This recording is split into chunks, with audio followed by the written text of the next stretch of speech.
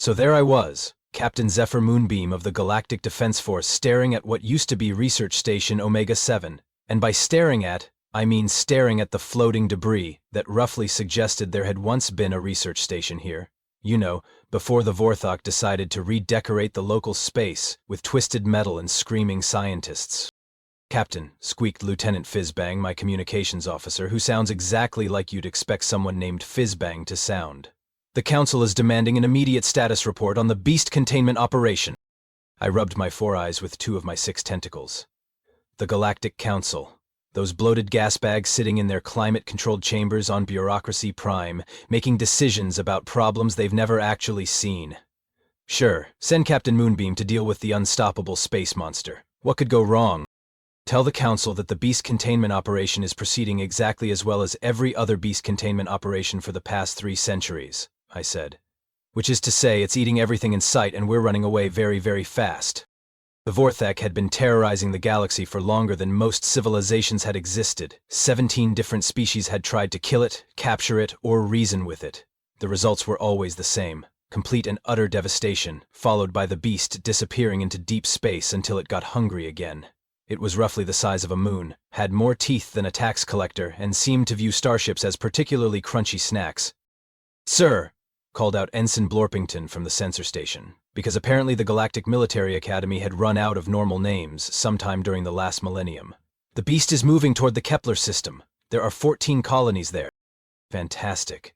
14 colonies full of innocent beings who were about to become cosmic appetizers. And what did I have to stop it? A crew that couldn't find their own appendages with both hands and a scanner, 3 outdated plasma cannons that might tickle the beast if we were lucky, and strict orders from the Council not to engage directly because, and I quote, "the Vorthak represents a unique xenobiological specimen that must be preserved for study."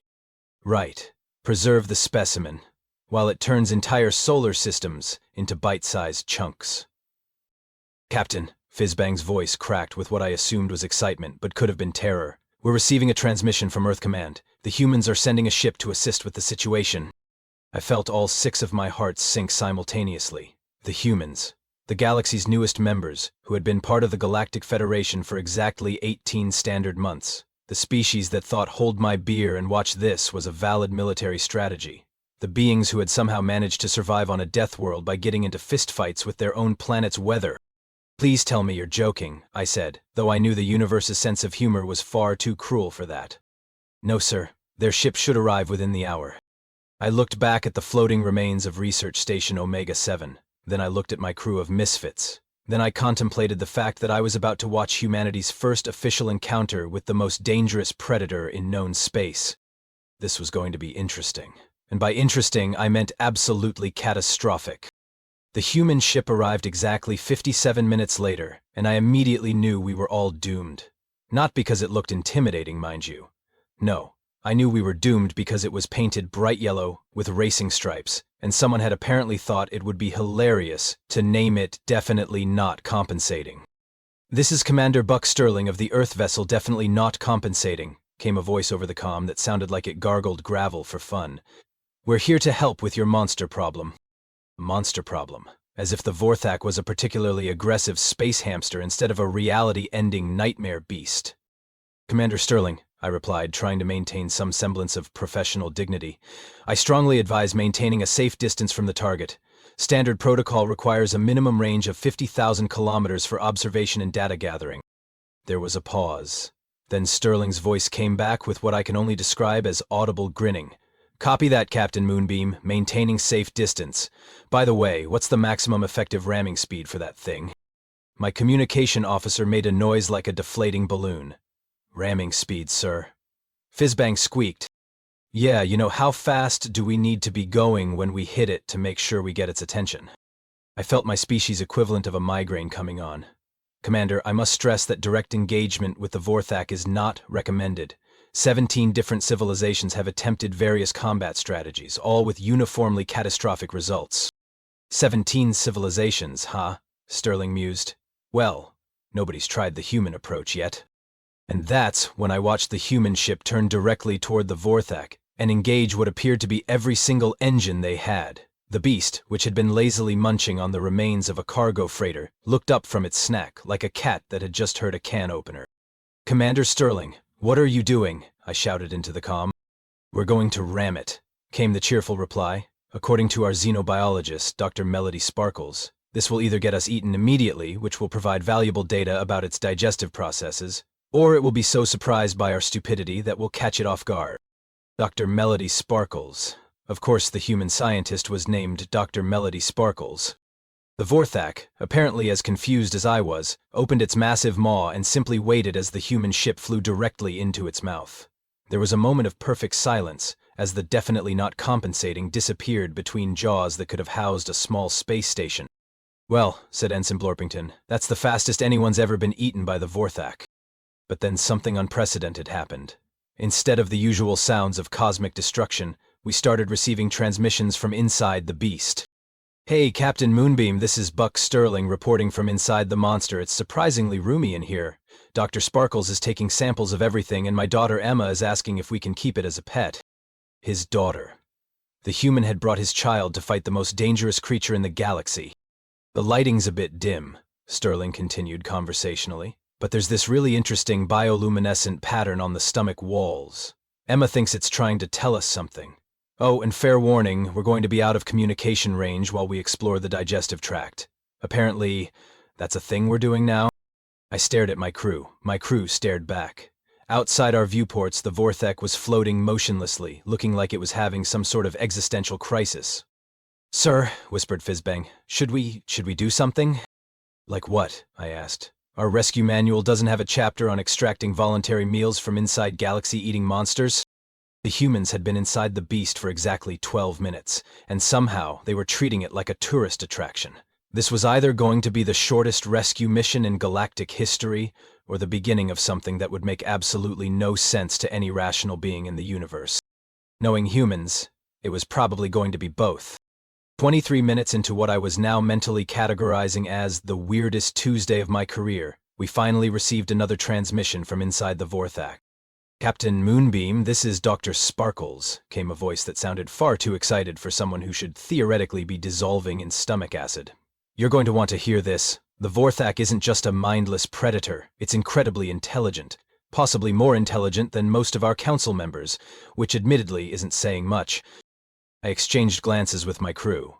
"Dr. Sparkles, please clarify, are you saying the beast that has terrorized the galaxy for 3 centuries is smart?" "Oh, it's brilliant," she replied. "We found what can only be described as a library in here. Well, if libraries were made of calcified neural tissue and smelled like cosmic horror. The walls are covered in mathematical equations, star charts, and what appears to be artistic expressions of profound loneliness." Artistic expressions of loneliness from a galaxy-eating monster. "Furthermore," Dr. Sparkles continued, "we've discovered evidence that the Vorthak has been attempting to communicate with other species for centuries. Unfortunately, every attempt at contact resulted in immediate violence from the contacted species. Apparently, when you're the size of a moon, with more teeth than a smile should legally have, people shoot first and ask questions never." "Emma's made contact," Commander Sterling's voice cut in. "My 8-year-old daughter is currently having a conversation with a cosmic horror through bioluminescent stomach patterns. Just another typical day in the Sterling family." 8 years old. The human child was 8 years old and apparently chatting with the most feared creature in known space like they were discussing homework. "What is she saying to it?" I asked, though I wasn't sure I wanted to know the answer. "Well," Sterling replied, "she started by asking if it was hungry, which made it flash what we think is the equivalent of confused laughter. Then she asked if it was lonely, and all the lights went really dim.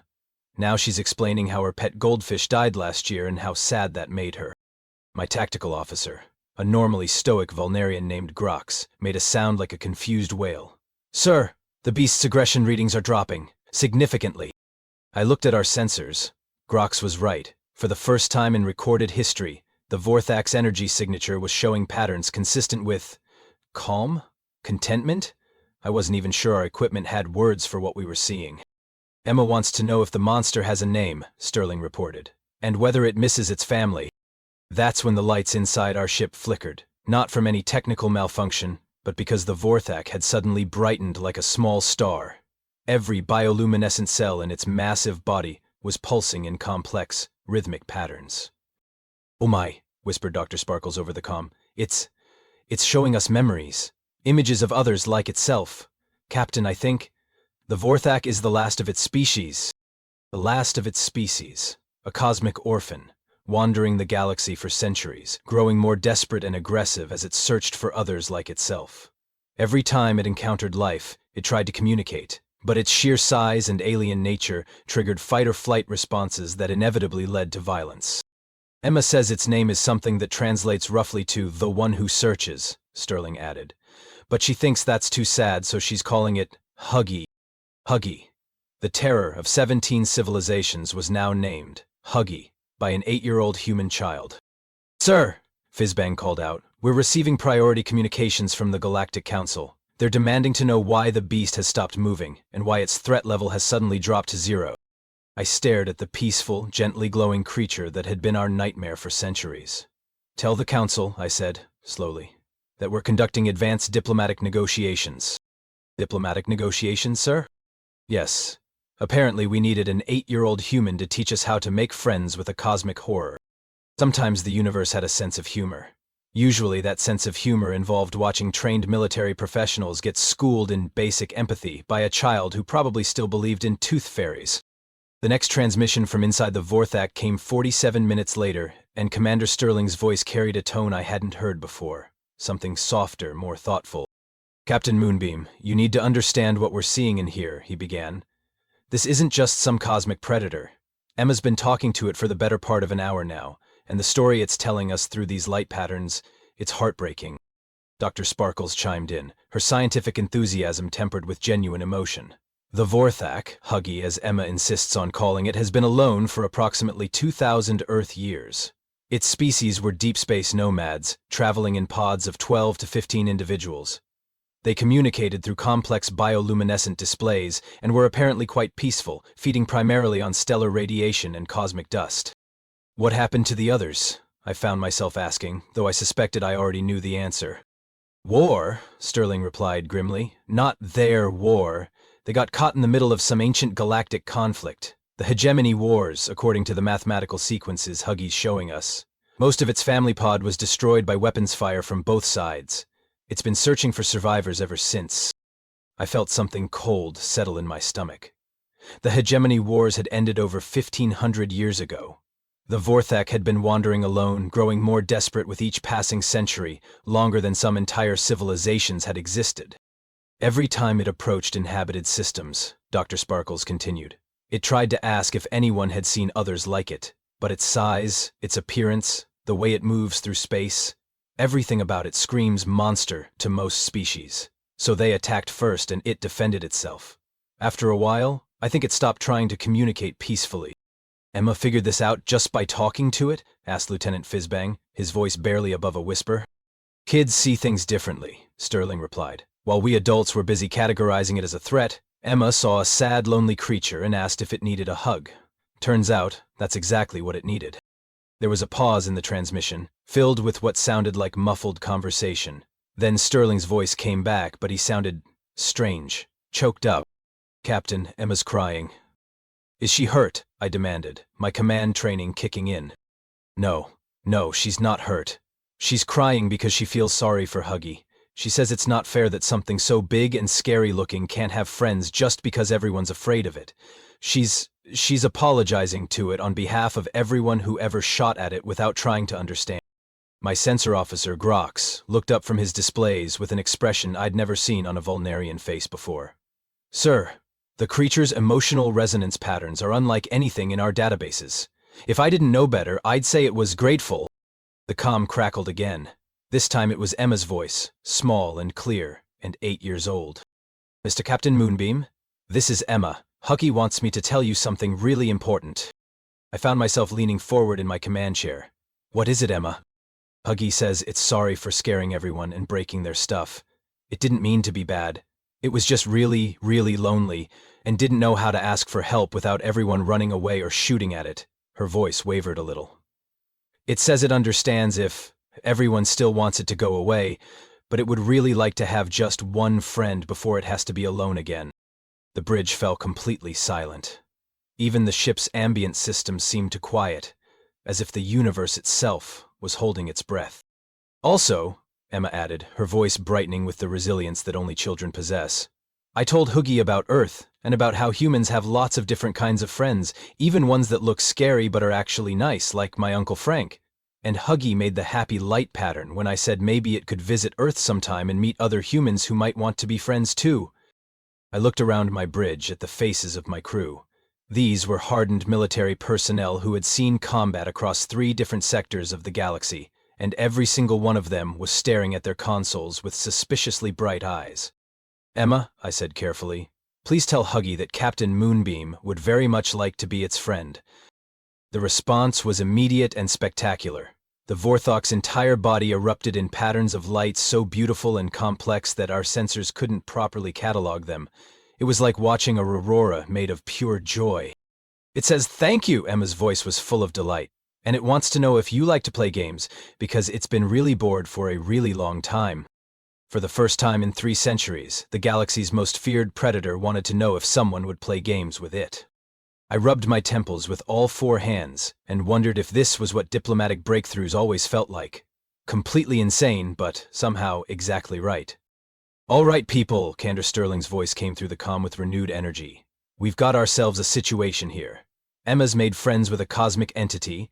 Dr. Sparkles has enough xenobiological data to revolutionize 3 different scientific fields, and I'm pretty sure we've just solved a 3-century-old galactic crisis by accident. Time to figure out what happens next." I activated the priority command channel. "Commander Sterling, the Galactic Council is demanding immediate extraction protocols and containment procedures for the Vorthak. Standard procedure dictates that we establish a secure perimeter and begin planning for controlled relocation to an uninhabited system." There was a long pause. Then Sterling's voice came back with what I could only describe as dangerous amusement. "Captain Moonbeam, with all due respect to the Galactic Council, that's the dumbest thing I've ever heard, and I once watched a guy try to fix a plasma conduit with a butter knife." "Commander, I don't think you understand the magnitude of this situation. The Vorthak has been classified as an extinction-level threat for centuries. We can't just what, make friends with it?" Sterling interrupted. "Captain, that creature in there is more intelligent than half our command staff, lonelier than a tax auditor at a birthday party, and apparently really good at construction projects when it's not being shot at. Instead of locking it up in some empty corner of space, why don't we give it a job?" Lieutenant Fizbang made a noise like a deflating balloon. "Again. A job, sir." Dr. Sparkle's voice joined the conversation, bubbling with scientific enthusiasm. "Actually, Commander Sterling raises an excellent point. Based on my analysis of the Vorthak's capabilities, it could revolutionize space construction and logistics. Its size allows it to manipulate objects on a stellar scale. Its intelligence rivals our best AI systems, and its longevity means it could oversee multi-generational projects." "You want to give the galaxy's most feared monster a job in construction?" I asked, wondering if this conversation had crossed the line from diplomatic breakthrough into collective madness. "Not construction," Sterling replied. "Rescue operations. Think about it, Captain. How many ships get lost in deep space every year? How many colonies get cut off during natural disasters? How many times do we need to evacuate populations from dying worlds or failing space stations?" I found myself actually considering this insane proposal. "The Vorthak is large enough to carry entire populations," I admitted slowly. "Exactly," Dr. Sparkles chimed in. "And its bioluminescent communication system could coordinate rescue operations across multiple star systems simultaneously. Plus, its ability to survive in any environment means it could reach places that conventional rescue ships simply can't access." Emma's voice piped up over the comm. "Huggy likes helping people. It showed me pictures of all the times it tried to fix broken spaceships, but everyone ran away before it could finish. It's really good at putting things back together." Of course it was. The creature we'd been terrorized by for centuries had actually been trying to help, but its appearance was so alien and frightening that everyone assumed it was attacking. "There's more," Sterling continued. "Emma's been teaching it basic human social concepts. Turns out, the Vorthak has an incredibly sophisticated understanding of engineering and physics, but it's been operating on pure instinct when it comes to social interaction. Give it some guidance on proper etiquette, and we could have the most powerful rescue worker in galactic history." My tactical officer looked up from his sensors with an expression of complete bewilderment. "Sir, The Vorthak is currently rearranging the debris field from Research Station Omega-7. It appears to be rebuilding it. I stared at the tactical display. Grox was right. The massive creature was carefully sorting through the wreckage with delicate precision, using some kind of energy manipulation to fuse metal back together. As we watched, the scattered remains of the research station began taking shape again, better organized and more structurally sound than the original. Emma taught it about apologies, Sterling explained. It wanted to fix what it broke. Turns out, when you're the size of a small moon, saying sorry involves some pretty impressive construction work. The priority channel crackled with an incoming transmission from the Galactic Council. I could practically hear the bureaucratic panic through the static. Captain Moonbeam, this is Counselor Blacksington of the Emergency Response Committee. We demand an immediate status report on containment procedures for the Vorthok entity. I looked at my crew. I looked at the tactical display, showing a cosmic horror delicately rebuilding a space station like an apologetic child fixing a broken toy. I looked at the sensor readings, showing the lowest aggression levels ever recorded from the galaxy's former public enemy number 1. Counselor Blacksington, I replied, I am pleased to report that the Vorthak situation has been resolved through advanced human diplomatic techniques. Resolved? What are your containment parameters? Well, sir, we've contained it by giving it a steady job, regular social interaction, and apparently a standing invitation to game night. There was a very long pause. Captain Moonbeam, please repeat that transmission. It sounded like you said you gave it a job. Affirmative, Counselor. As of today, the Vorthok is officially employed by the Galactic Defense Force as a rescue and disaster relief specialist. Pay grade to be determined, but Emma insists it should get hazard pay for working in space without a proper environmental suit. The silence from the Council channel was so complete I wondered if we'd lost the connection. Then Counselor Blacksington's voice came back, pitched about 3 octaves higher than normal. You gave the terror of the galaxy a government job. With full benefits, Sterling added cheerfully from inside the creature. Emma's negotiating vacation time and dental coverage as we speak. Sometimes, I reflected, the universe's sense of humor was absolutely perfect. 6 standard months later, I found myself standing in the observation deck of Galactic Defense Station Alpha Prime, watching the impossible become routine. Outside the massive viewport, the Vorthak, still affectionately known as Huggy to anyone brave enough to use the nickname, was carefully installing a new communications array on a deep space monitoring post. Its massive appendages moved with the delicacy of a master craftsman, each motion precise and purposeful. Captain Moonbeam to Huggy, I spoke into my personal communicator, still marveling at the fact that this sentence no longer filled me with existential dread. How's the installation proceeding? The response came as a complex pattern of bioluminescent flashes across Huggy's entire body, which my translator, designed by Dr. Melody Sparkles herself, converted to cheerful synthetic speech. Installation proceeding optimally, Captain Friend Moonbeam. This communication array will improve deep space contact efficiency by 47.6%. Also, small human friend Emma sent new game suggestions for next recreational period. I shook my head in amazement. The creature that had once been the nightmare of 17 civilizations now sent daily reports, written in the enthusiastic tone of an overachieving intern, complete with efficiency statistics and updates about game night. Sir, Lieutenant Fizbang approached with a datapad, looking far more relaxed than he had 6 months ago. The chronic nervous squeaking had almost entirely disappeared. The quarterly rescue operation statistics just came in. Huggy has successfully completed 237 rescue missions, with 0 casualties and a 98% mission success rate. What about the other 2%? Those were missions where the people being rescued fainted from shock upon seeing Huggy arrive. Technically successful, but Dr. Sparkles classified them as psychologically complicated in her reports. I couldn't blame them. Even after 6 months of positive press coverage, there was something fundamentally unsettling about being rescued by a moon-sized creature with more teeth than a dental convention. But the results spoke for themselves. Shipping lane accidents that would have taken weeks to resolve were now handled in hours. Colony evacuations that should have required entire fleets were completed by a single, impossibly gentle cosmic entity who hummed while it worked. The communications panel chimed with an incoming priority transmission. Captain Moonbeam, this is Commander Sterling aboard the merchant vessel Lucky Strike. We've got a situation in the Vega system that requires Huggy's expertise. What's the nature of the emergency, Commander? A steroid mining operation went sideways. The gravitational anchor failed, and now we've got about 3 million tons of processed ore drifting toward a civilian habitat. Impact in approximately 4 hours. Conventional tugs can't generate enough force to alter the trajectory in time. I was already activating the emergency response protocols. Huggy, did you monitor that transmission? The response came immediately, along with a brilliant flash of what Dr. Sparkles had identified as the bioluminescent equivalent of excited determination. Confirmed, Captain Friend Moonbeam. Huggy will relocate problematic asteroid debris to safe trajectory. Estimated completion time, 47 minutes. We'll also organize debris into aesthetically pleasing geometric patterns for improved visual appeal. Because of course it would. Huggy had developed an artistic streak over the past few months, apparently inspired by Emma's drawings. Emergency rescues now came with complimentary space sculpture. Sir, Ensign Blorpington called from the communication station, we're receiving a transmission from Earth. It's Emma Sterling.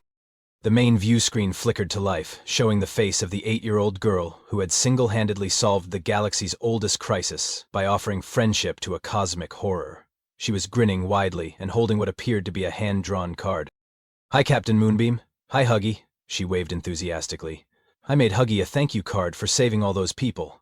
Daddy says Huggy's the best rescue worker in the whole galaxy. Huggy's response was visible even from our current distance, a cascade of joyful light patterns that probably disrupted navigation sensors across 3 star systems. Also, Emma continued, Daddy wanted me to tell you that the Galactic Council finally approved Huggy's vacation request. We're going to visit the Andromeda tourist stations next month. I'm going to show Huggy how to build sandcastles, except with space sand. I found myself smiling, something that had become disturbingly common since the humans had joined our organization. That sounds wonderful, Emma. Give our regards to your father. Oh, and Captain Moonbeam? The Council asked Daddy if there are any other scary space monsters that need friends. Daddy said probably, and they want to send more humans to find them. Isn't that exciting? My smile faltered slightly. More scary space monsters? Uh-huh. Daddy showed me the files. There's something called a void kraken in the Horsehead Nebula, and some kind of singing star eater near the galactic core, and oh! There's this really big space whale that everyone thinks is a planet destroyer, but it might just be lonely like Huggy was. I felt that familiar sensation of impending cosmic absurdity. Emma, please tell me your father isn't planning to adopt every legendary space monster in the galaxy. Oh no, Captain Moonbeam, she replied with the earnest seriousness that only children could manage. We're not going to adopt them. We're going to help them find jobs they like. Daddy says everyone deserves to have friends and something useful to do. The transmission ended, leaving me staring at a blank screen while contemplating a future where humanity's approach to galactic defense involved befriending cosmic horrors and adding them to the government payroll. Sir? Fizbang asked tentatively. Are you all right? I watched as Huggy completed its rescue mission with characteristic efficiency, then began arranging the recovered asteroid ore into what appeared to be a 3-dimensional flower pattern, complete with decorative rings of smaller debris. Somewhere in the distance I could hear the bioluminescent equivalent of humming. Bizbang, I said slowly, do we have any openings in our xenopsychology department? Several, sir. Why do you ask?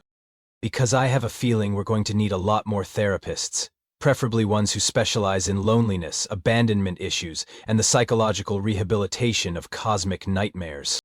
Should I put in a requisition request?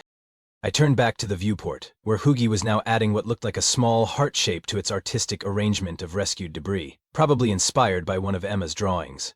In the distance, I could see other ships approaching to admire the display, their crews no longer fleeing in terror, but gathering to watch the galaxy's most beloved rescue worker practice its hobby. Make it a priority order, I said. And Fizbang, add a note that all applicants should be comfortable with the concept that the universe's most dangerous predators might just need a hug and a good job reference.